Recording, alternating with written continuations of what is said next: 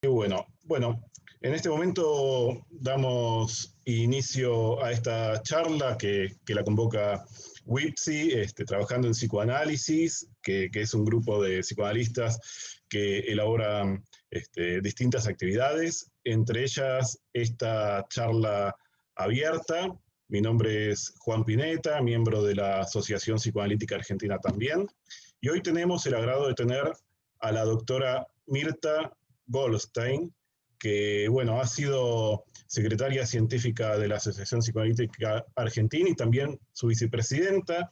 Además, está a cargo de la Red de Mujeres Judías Argentinas, con una larga trayectoria en la escuela lacaniana, una escuela crítica, diría, no diría que es estrictamente lacaniana, porque siempre tiene una lectura crítica de Lacan, Mirta Goldstein. Bueno, y esta charla abierta está relacionada con la desesperación y los encierros. Tiene que ver con los estados depresivos en esta etapa, en esta época de pandemia que se prolonga. Y bueno, es una suerte de charla introductoria acerca de un curso que va a llevar una cursada de 4 encuentros. Así que bueno, son seguramente muchas las preguntas que va a haber y seguramente muchas reflexiones que van a despertar estas palabras. Y además tenemos la oportunidad de dialogar con la doctora Mirta Goldstein.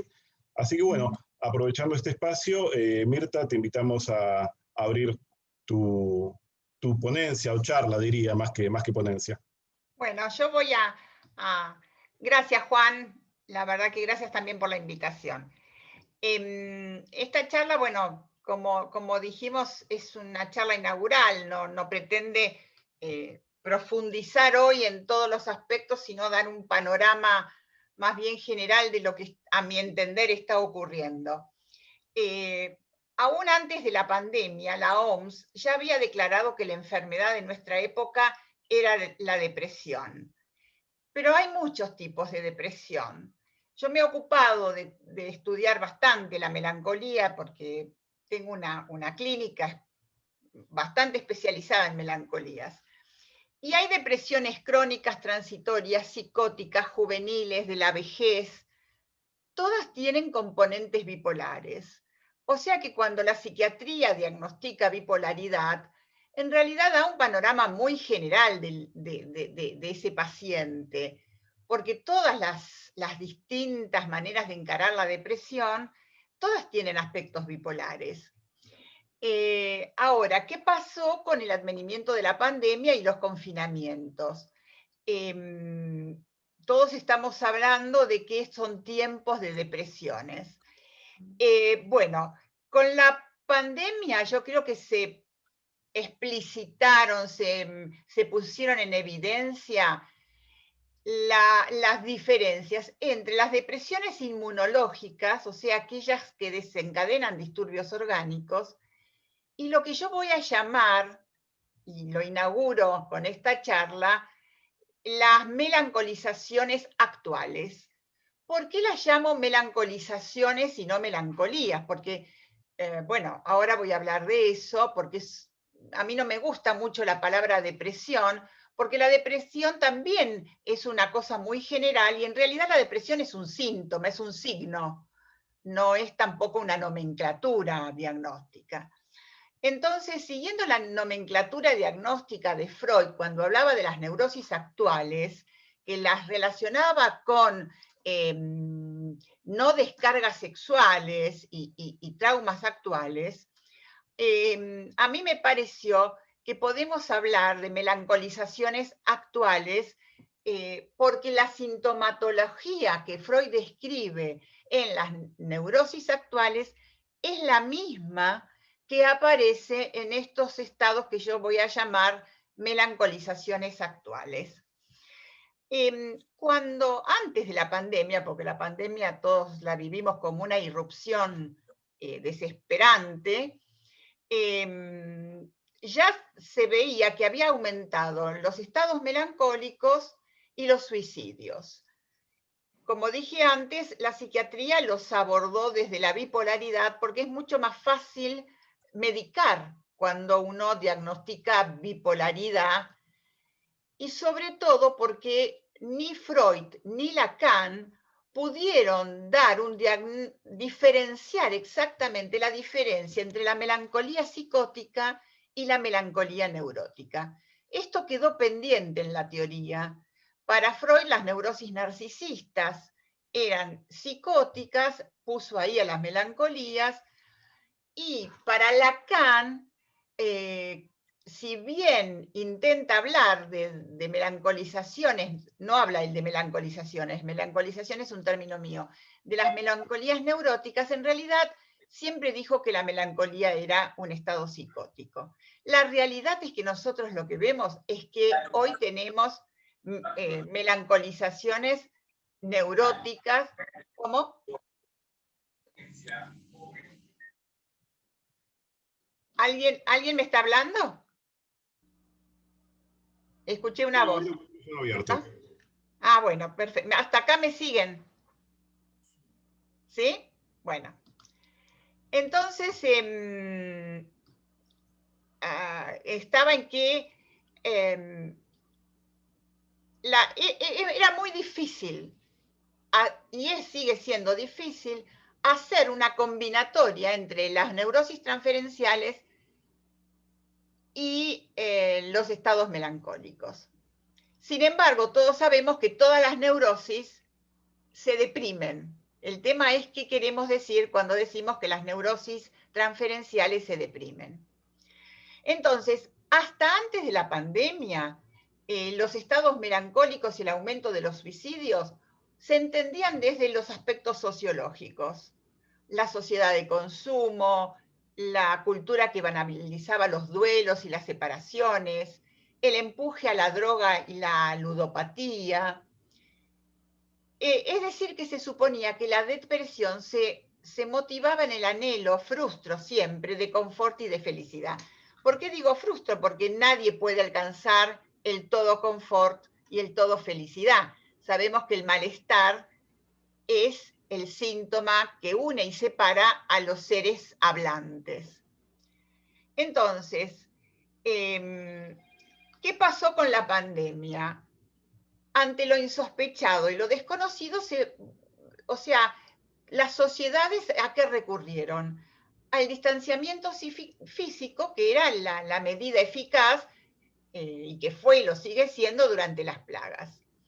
Y hoy sigue siendo la opción más recomendada. Aún con la vacuna, va a seguir siendo una opción recomendada. ¿Qué produce esta opción? Todos vemos revueltas y transgresiones, porque se establece una dicotomía entre cuidarse o no cuidarse, que la vemos mucho más frecuente en los jóvenes, pero que también alcanza a todos los adultos mayores. Por ejemplo, aquellos adultos mayores que sienten que algo se les debe. Por ejemplo, cuando expresan, nos han robado un año.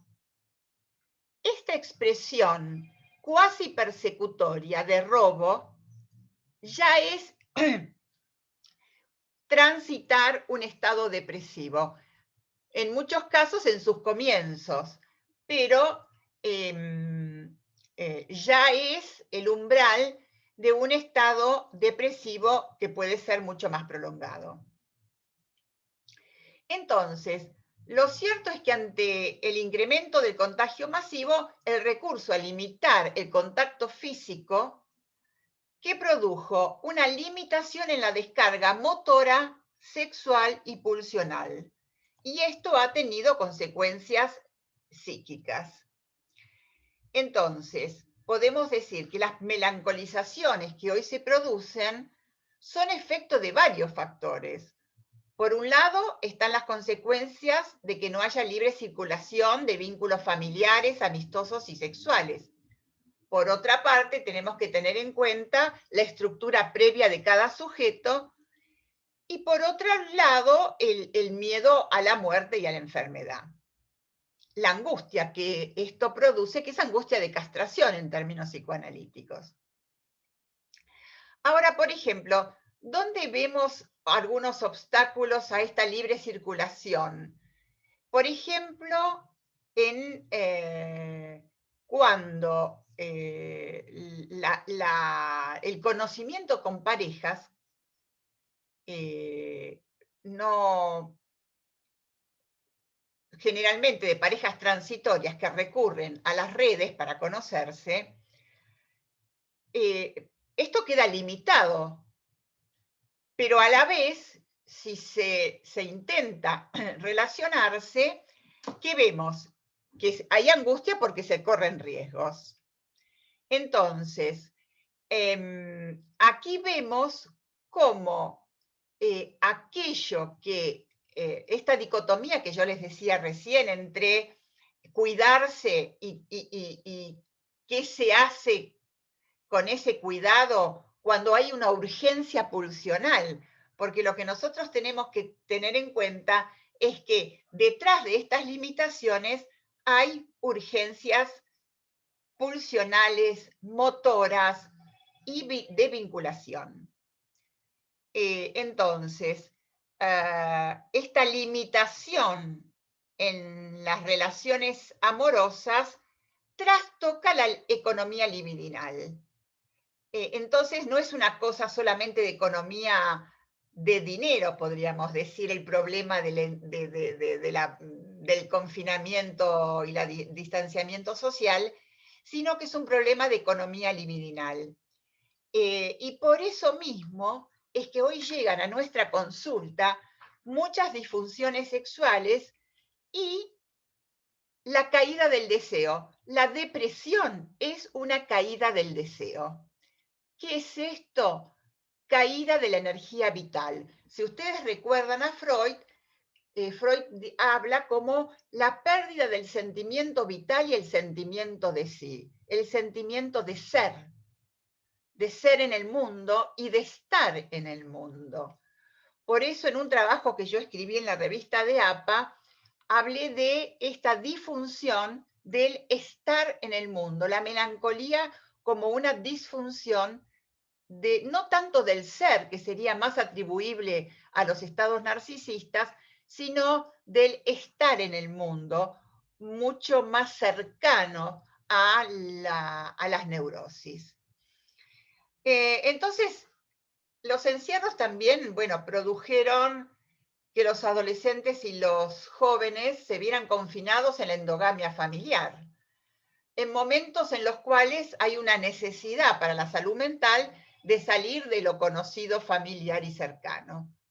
Entonces, al aumento de suicidios juveniles que veíamos antes de la pandemia, se suma el suicidio ante la falta de la descarga pulsional.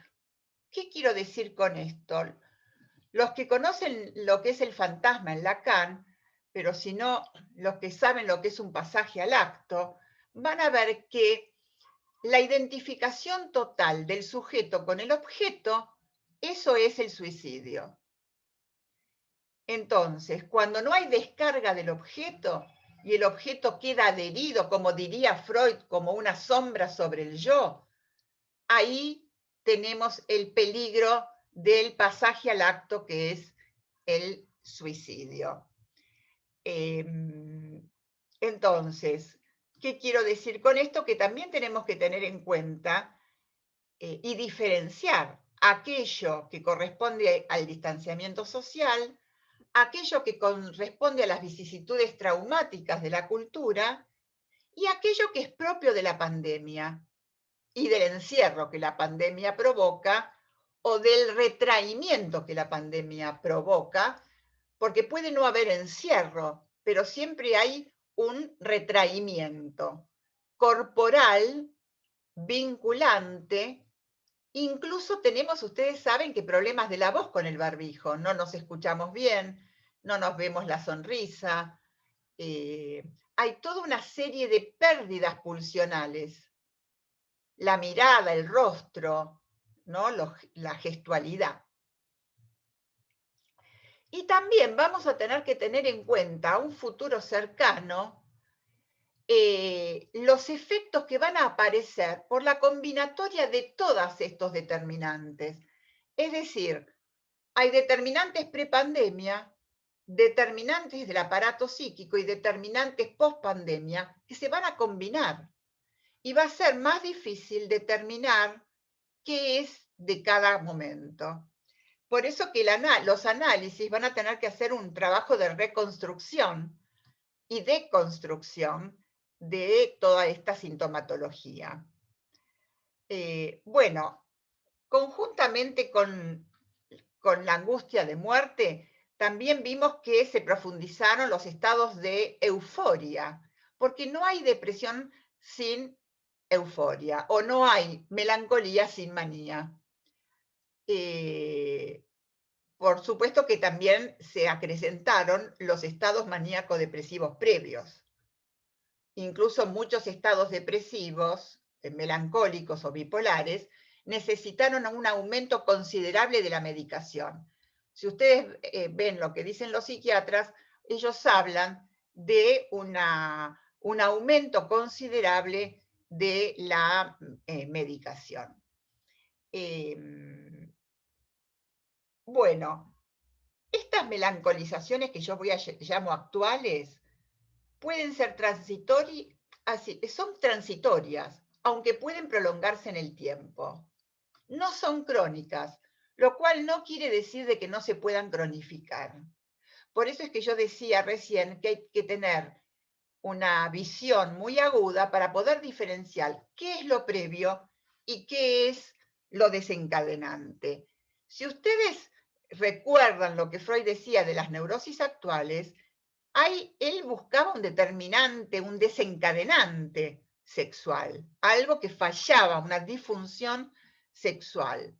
Quiere decir que no solo es el psiquismo previo, sino hay que agregar también el desencadenante actual y hay que ver si con la desaparición del desencadenante actual el estado melancólico va a remitir o qué signos y qué síntomas pueden llegar a quedar.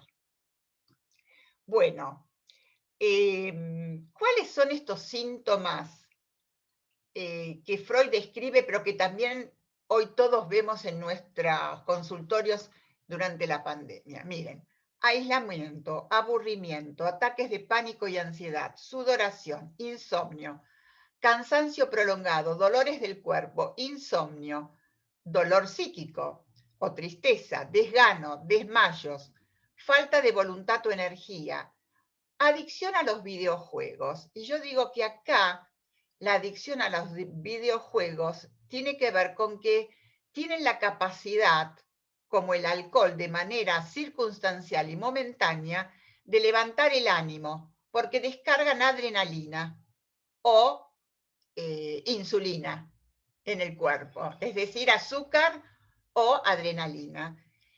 Y esto tiene mucho que ver porque hay una fase que es también no solo el aumento de la ingesta del alcohol, sino de la comida y de las drogas.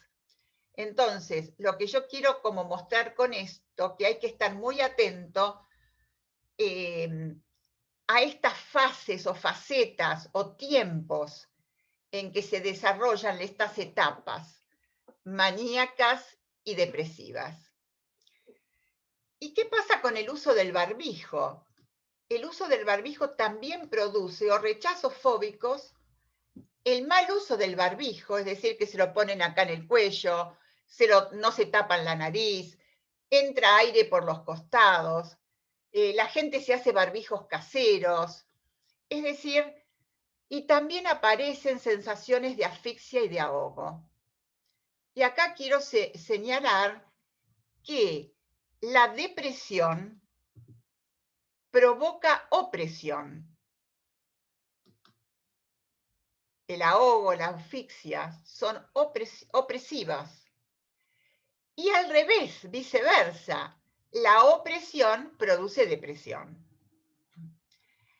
Ustedes ven que todo el tiempo estamos hablando como de dos fases que se van alternando y sucediendo.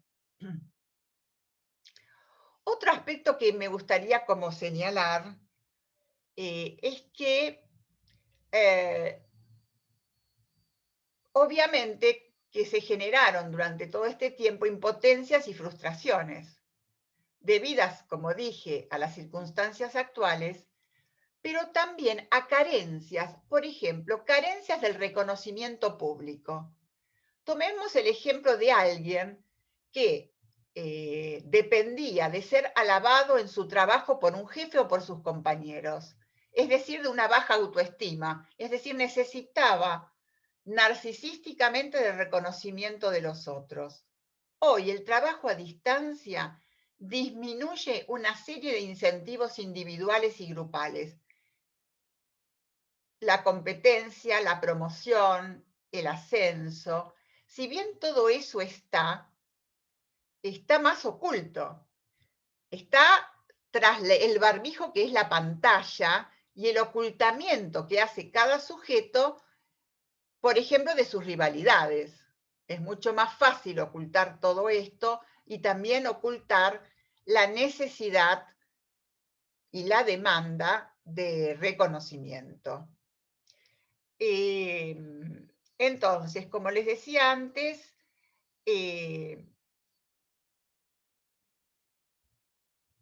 si un sujeto llega en estos momentos al consultorio diciendo que está deprimido, hay que investigar qué significación tiene ese estar. Y fíjense que lo decimos, no digo soy un deprimido, digo estoy deprimida. El estar es un estado, es un modo de estar en el lazo social. Esto es muy importante, porque siempre se dijo que las depresiones y las melancolías aislaban. Y yo que he trabajado mucho con melancólicos graves, el estar melancólico es un modo también de estar en los vínculos, a tal punto que un melancólico produce sentimientos de rabia y de impotencia terribles entre la gente que lo rodea. Hay una transferencia de la impotencia subjetiva a los vínculos, digamos, más cercanos y más lejanos. Entonces hay que investigar muy bien qué es la depresión. Como yo les decía antes, ¿la depresión es un signo o un síntoma? Hay diferencias entre signo y síntoma. El síntoma, a la manera freudiana, el signo es aquello que aún no llega a ser un síntoma. Bueno, otras veces, cuando alguien consulta por este estar melancolizado o deprimido, lo que refiere es la reiteración de accidentes o enfermedades, impotencia sexual o laboral. Y esto es muy frecuente en estos momentos. Ya sea torpezas, hoy le interpreté a un paciente las torpezas, porque hablaba de que todo se le cae, como la caída del deseo. Es decir, la torpeza, ese acto fallido que puede tener muchas significaciones desde Freud en adelante, si tomamos como se lo dice, ¿no? Ya nos está hablando de que la torpeza, donde algo se cae involuntariamente, y sabemos que no hay nada involuntario, para lo inconsciente, ¿no? Es una caída de la energía vital, la energía muscular que sostiene el objeto. Eso se llama caída fálica. Yo no voy a meterme ahora en esto, ¿no? En la caída fálica, pero digo, ténganlo en cuenta, porque el falo es un ordenamiento psíquico, es un ordenamiento simbólico.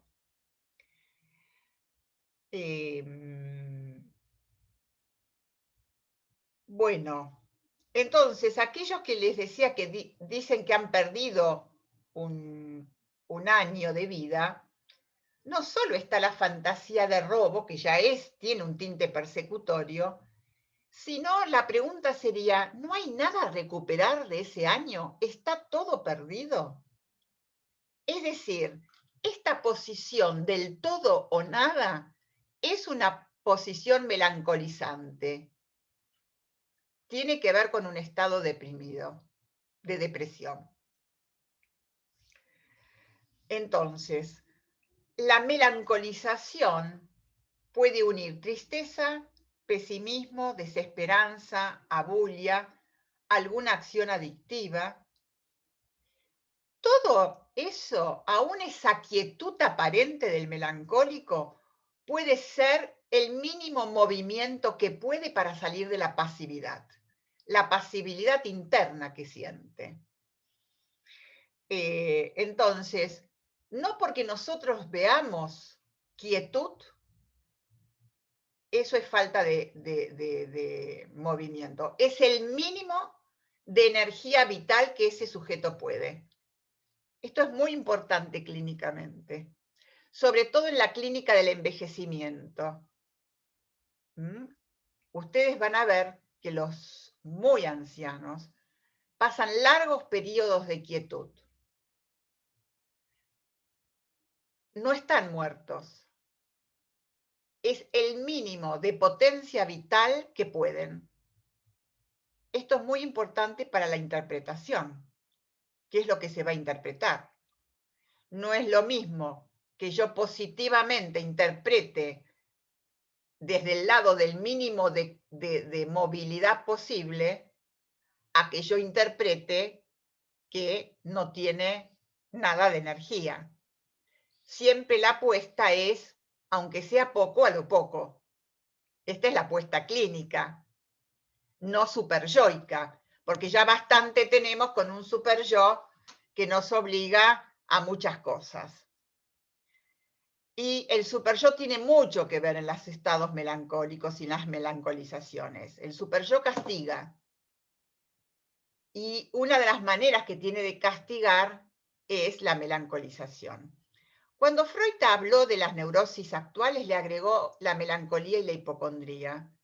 Y fíjense que hoy tenemos una actualidad de estas apariciones sintomáticas. ¿Qué es la tristeza? Porque también hay tristeza y es válido que alguien esté triste. Y hay que respetar esa tristeza clínicamente, porque es un momento de los duelos, la tristeza, no se puede desechar. Hay que alojarla. Entonces, la tristeza es un sentimiento ante lo que ya no es o lo que dejará de ser. Por ejemplo, nosotros sabemos que la pandemia va a ser controlada en algún momento, no sabemos cuándo. Hay una tristeza previa por el duelo de lo anterior a la pandemia y hay una tristeza posterior.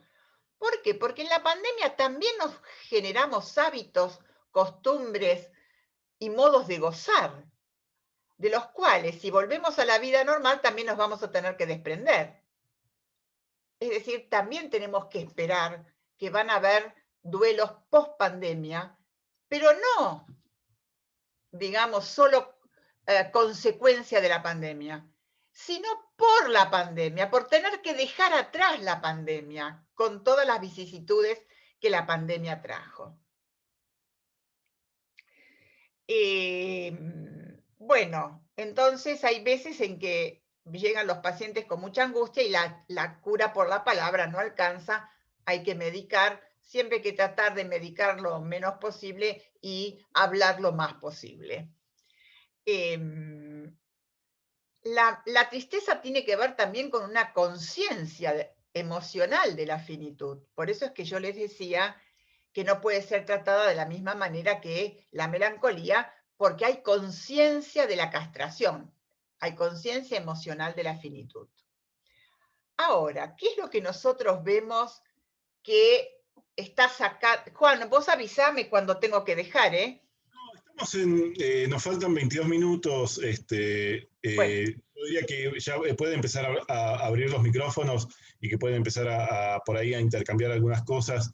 Yo anoté algunas cosas porque la verdad que estaba pensando en melancolía, tristeza, tristeza profunda, que se puede confundir con melancolía, pero vos tomás como, me parece que apuntás a 2 o 3 puntos que me parecen sumamente importantes. Uno en relación a la clínica, ¿no?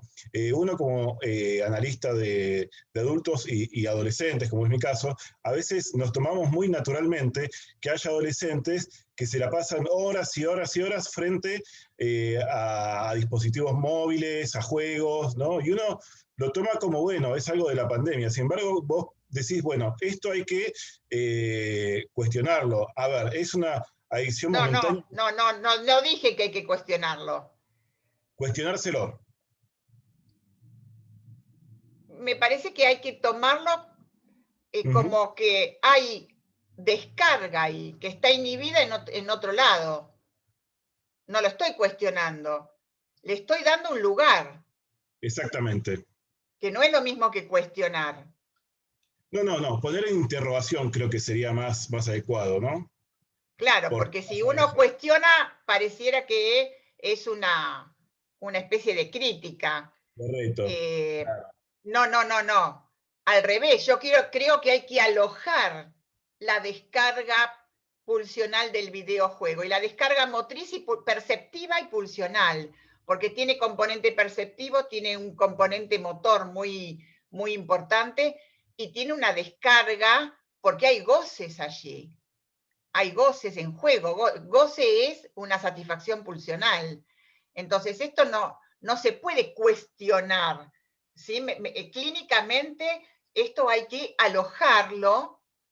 En todo caso, como se hace con cualquier otro paciente, ver de qué manera se tramita un pasaje del videojuego a otra descarga. Por ejemplo, muchos adolescentes en estos momentos tienen dificultades para la masturbación. ¿Por qué? Porque no tienen intimidad. ¿No? Entonces, bueno, el videojuego tiene un componente masturbatorio. Por supuesto. Entonces, ahí es donde me parece que no hay que cuestionar, sino que tramitar, ¿no? Es decir, acompañar en la tramitación, en la elaboración de eso que es una descarga. Y nosotros enfermamos si no descargamos en nuestro aparato. Si ustedes recuerdan, el modelo freudiano tiene un polo perceptual y un polo de descarga motora. Es decir, no podemos no descargar, nos volvemos locos. El problema es que Es a veces descargamos en el propio cuerpo con consecuencias más claro. ligadas a lo Y somático, ¿no? entonces caemos en lo que la psiquiatría y la medicina llaman la depresión inmunológica, que dicen es provocada por estrés. Claro, ahora estamos todos estresados, pero no todos enfermamos orgánicamente, por suerte. Cruzo los dedos para que vean, ¿no? Después, otra cosa importante que me parece es lo que provocan este tipo de pacientes, ¿no? Este, transferencialmente y contratransferencialmente, ¿no? Que por ahí, bueno, por ahí es para charlar más dentro de lo que es otro ámbito, pero a veces los terapeutas tenemos aspectos sádico-masoquistas y tenemos que estar muy alertas en relación a cómo esos aspectos nuestros tenemos que hacer una lectura para no reaccionar de una forma inadecuada frente a las problemáticas del paciente, ¿no? Me pareció muy importante cuando vos planteás lo que provocan estos pacientes, ¿no? Tanto a los que están en su núcleo de convivencia como también a los terapeutas a veces, ¿no? Porque muchas veces, es cierto, nos impotentizamos también frente por momentos, ¿no? Frente a determinados tipos de patologías o de estados que a veces son momentáneos, ¿no? Sí, bueno, impotencia y enojo son los sentimientos que provocan los pacientes melancólicos.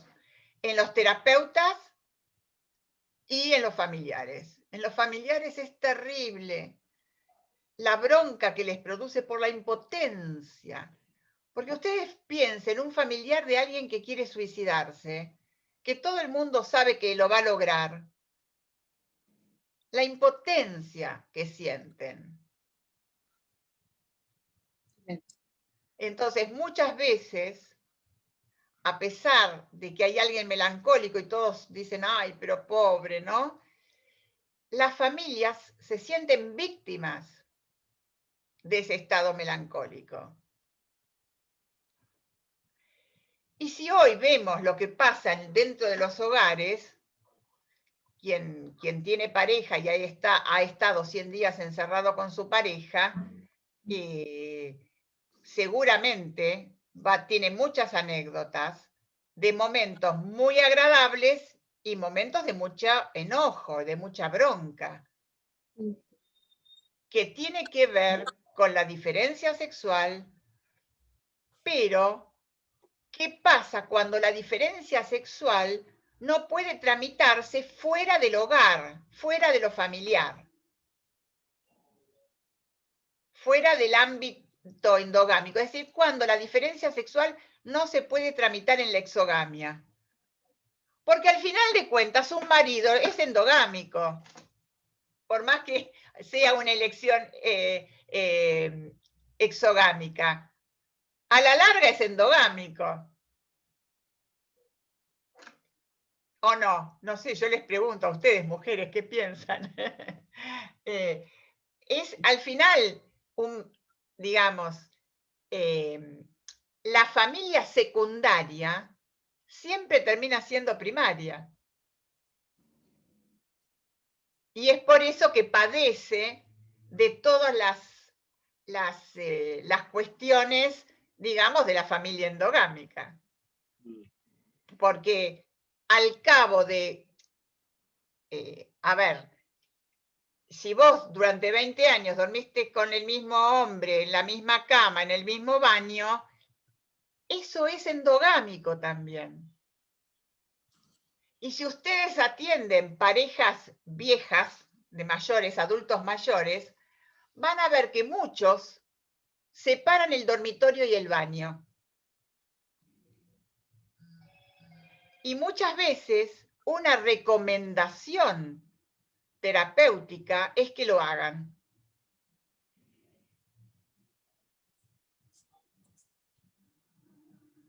Nadie me va a preguntar por qué. Sí, yo quiero saber por qué puede ser un señalamiento.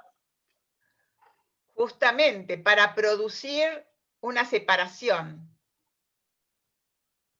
Para que después, cuando hay que cuidarlo cuando está enfermo o cuando hay que disminuya el nivel de enojo, de agresividad, para que disminuya el erotismo de la agresividad. Es interesante esto, ¿no? Porque vos antes hablabas de la depresión, la caída del deseo y la fusión como una de los efectos o consecuencias, ¿no? Que es el suicidio del sujeto, digamos, que es la fusión con el otro. Me parece que va orientado en ese sentido, ¿no? Sí. Mm. O sea, todos pensamos que cuando nos casamos y armamos nuestra familia y salimos a la exogamia concreta, ¿no? Sexual y laboral y familiar, estamos curados de la endogamia. No. Es una lucha permanente.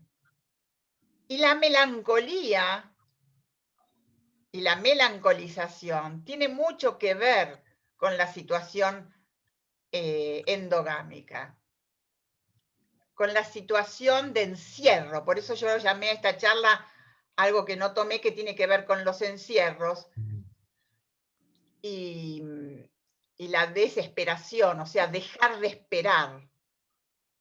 El dejar de esperar, porque la esperanza siempre tiene una connotación positiva. Si uno deja de esperar, aunque la esperanza pueda ser una creencia que haga mal, si es excesiva, pero dejar de esperar es también una caída del deseo. Es una manera de quedarse con la agresividad adentro, y eso hace mal, quedarse con ese erotismo de la agresividad adentro del cuerpo. Esa Y agresividad la dentro del descarga cuerpo, motora es una descarga de agresividad. claro, que deja de ser estero-agresividad, ¿no? Que es un dejar de actuar en el mundo, ¿no? En general, cuando tengo pacientes que transitan algún periodo, en general todo el mundo transita, pero lo bueno es que sea un ratito y un momento de la vida, o un par de momentos. Lo que sucede justamente es esto que vos decís, ¿no? Dejan de esperar, entonces como no hay esperanza, no hay acción posible, ¿para qué? ¿No?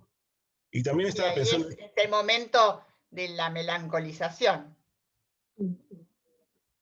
Porque ¿cuál es la contracara del dejar de esperar? ¿cuál El es? pesimismo, El todo, aplastamiento del deseo, el aplastamiento. claro. Y la fantasía de destrucción del mundo, propio de la melancolía, que aparece en menor grado en estas melancolizaciones. A mí me resuena, soy Ana, soy de Lima, soy de Perú, que mientras hablabas eso de esperar, ¿no? En un artículo que salió hace poco, que le hicieron una entrevista, mejor dicho, a Nacio, él hablaba sobre eso, de una de las cuartas enseñanzas que deja la pandemia, es lo más probable es que uno se sienta que lo están esperando, es sentirse esperado, ¿no? Porque eso es lo que se está perdiendo, ¿no? El sentirse esperado, ¿no? Como algo que va a venir, ¿no? Entonces me resonaba eso, ¿no? Bueno, sí, seguramente. No sé bien esto que dijo Nacio, pero yo lo tomo desde lo tomo desde el significante, desesperación. ¿Qué es la desesperación? Desesperar. No esperar. Yo lo tomo desde el significante. Entonces, bueno, hay la desesperación, ¿no? Que es la invasión de desesperanza y angustia, tiene que ver con todos estos componentes que estábamos viendo. Bueno, no sé si hay alguna otra pregunta. Yo te quería preguntar algo, vos habías dicho algo sobre el tema como el año perdido, ¿no? Que todos vivimos en mayor o menor medida el año que, ya más de un año de pandemia, ¿no? Como un año perdido, ¿no? Y por ahí hay gente que lo vive con mayor pena, digamos, ¿no? Y vos hablabas de algo que por ahí se podría vincular a esto de vivirlo como un año perdido, como la imposibilidad de convertirlo en un año que fue un año de experiencias, ¿no? Malas, pero experiencias al fin, ¿no? Como una cierta imposibilidad de convertir esta situación que estamos viendo todos en una experiencia de vida, ¿no? Me parece que algo de Aparte, esto... hemos pasado por muchas etapas. Son etapas Sí. de tramitación del dolor psíquico, de la angustia de muerte. Por ejemplo, primer tiempo maníaco de la pandemia. Todo el mundo entrando a los museos, a los conciertos, streaming por todos lados, todo el mundo, hasta aquellos que nunca se interesaron en la pintura y en la música y en todo el mundo, ¿no? Entusiasmado Claro. viendo, digamos, el afán del consumo de la cultura, ¿no? Sí, sí. Con cierta posición maníaca, porque uno decía, bueno, pero ¿por qué de repente tanto fervor cultural? Ese exceso, ¿no? Entonces, no sé a ustedes, pero a mí me llegaban 20 por día, 20 invitaciones a entrar de amigos, de enemigos, entra a este museo, entra a este concierto, entra a este teatro, entra a que se abrió el Museo Británico, abrió sus puertas. Bueno, yo en un momento dije, ¿qué pasa? Todo el mundo de repente es culto, a todo el mundo de repente le... Primera etapa. Después llegó la etapa de las series de Netflix. Claro. ¿No? Todo el mundo serie de Netflix.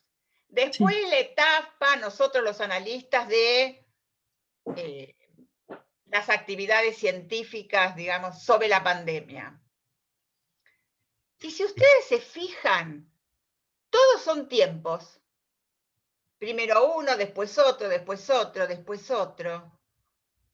Son los tiempos de tramitación, los tiempos de elaboración, desde los más maníacos a los más depresivos, vuelta a los más dinámicos, vuelta a los más pasivos. Entonces ustedes ven este interjuego permanentemente y luego llega ahora la vacuna como esa fuerza exterior a nosotros que nos va a salvar. Fantasía de salvación del mundo. Fantasía que está en la esquizofrenia y en la melancolía.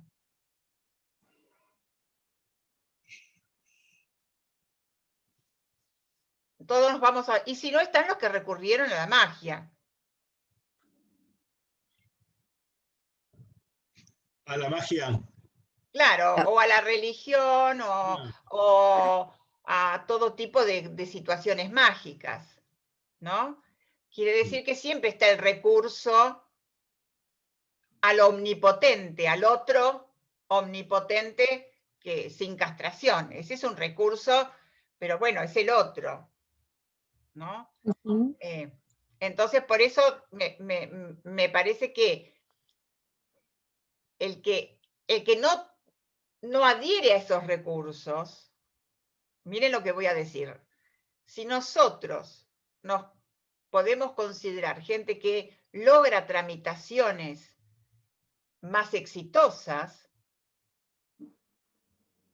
tenemos que bancarnos ciertos momentos de tristeza, porque las salidas a la magia son salidas maníacas, son salidas que instauran o un tirano o un nuevo Dios o un otro omnipotente que nos va a salvar.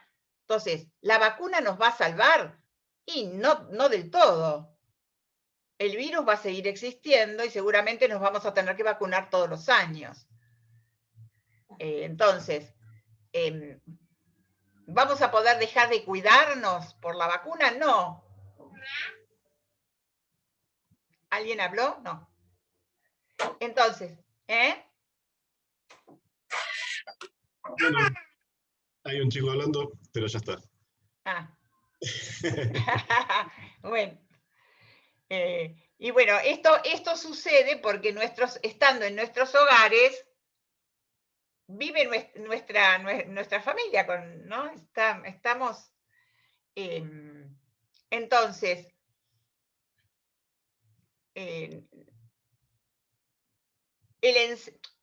también hay que quitarle una carga negativa al encierro. O sea, el encierro es malo si es prolongado. El encierro es malo si vos estás encarcelado por un régimen opresor. Pero si vos te encerrás en tu cuarto porque necesitas intimidad, ese es un encierro positivo. Tampoco hay que pensar que el encierro en sí mismo es malo.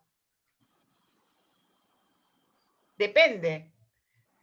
Depende si es impuesto o si es elegido. Bueno, nos quedan 2 minutos. Si alguien quiere preguntar algo, está a tiempo. Y si no, vamos a tener que ir cerrando esta breve charla. La verdad que a mí me quedaron un montón de preguntas y activaron otras. Así que, bueno, agradecido. Bueno, algunos los vamos a seguir viendo en el curso y otros, bueno, me despido. Muchísimas gracias y bueno, será hasta la próxima. Hasta la próxima. Chao. Gracias por estar. Chao, Gracias. Gracias. Y todos los presentes. Chao, chao. Chao, chao. Gracias. Gracias, hasta luego. A ver, cancelo.